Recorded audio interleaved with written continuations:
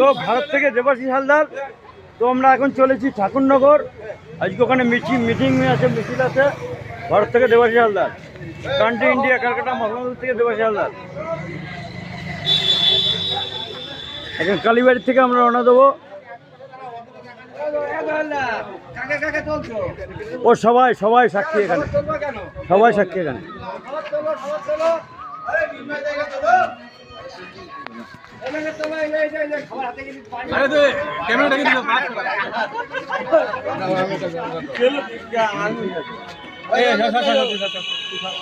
না আমি তো থাকবো।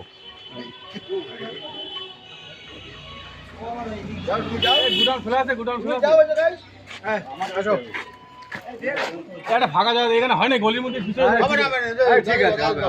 এইটা আরো ভালো হবে, লোক সংখ্যা বেশি দেখাবে।